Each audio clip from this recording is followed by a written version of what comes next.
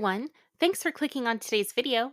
My name is Sissy, and for today's dish, we are having a few friends over, and one of the requested items were sliders. So I was looking around for inspiration on the simplest way to make a batch of sliders for a crowd. Be warned, the baked meat comes out looking a little gnarly, and although the taste is not gourmet, it was fine and honestly pretty easy for a batch of sliders. The only bummer is it doesn't look great, but fortunately, I dressed the burgers before anyone noticed.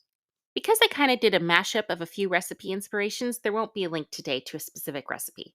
The ingredient list for what I made includes a pound of ground beef, sliced cheese, I used Munster, buns, these poor things got a little smushed in the car, onions, I only used a few, not the entire bag for this dish, Worcestershire sauce, salt, garlic, and pepper seasonings, and then you will see later on I used other things like pickles, peppers, barbecue sauce, and hot sauce for more toppings on the spicy side of the sliders.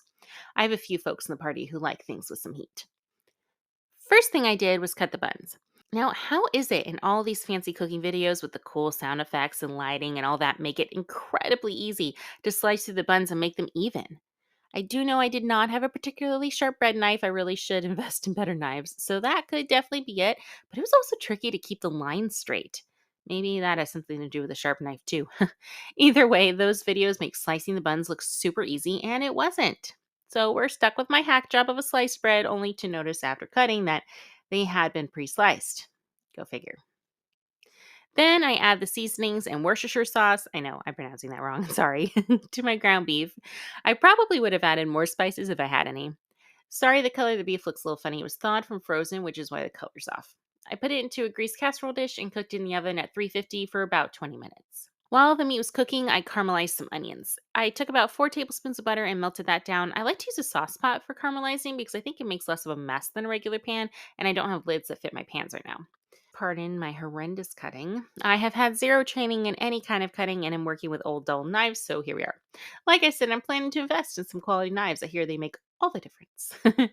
Onion chunks are the best I can do, so I threw them into the pot and cooked them for what felt like forever on medium high, stirring frequently so that they wouldn't burn too much until they started to caramelize. After the ground beef cooked, I pulled it out and it looked, well, like this, but that's okay. We will disguise it. And the taste was fine. It tasted like a slider you would get overpriced and undervalued at any festival or something like that. But for a gathering where we had plenty of food, it was fine. I put the ground beef onto the bottom layers of the buns and began to dress them. I added cheese and caramelized onions to both sides, and then added more things like spicy pickles and peppers and barbecue sauce to one side so people had a choice of what sliders they wanted. Despite the look and the mediocre taste, it was easy baking the ground beef. It certainly made cleanup easier, and I was able to throw together a bunch of sliders at once. If you are like me and don't have a barbecue or one of those cool, massive blacktop grills, I so want one of those someday. Baking the ground beef is simple, and you don't have to clean all the grease off the stovetop, counters, cupboards, backsplash, and you.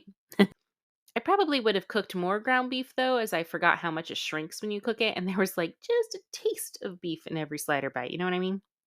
Do you have any tips and tricks for crowd size sliders? If so, I'd love to hear it. I hope you enjoyed this video and thank you so much for listening. Please like and subscribe. Have an amazing day, and I'll talk to you again soon.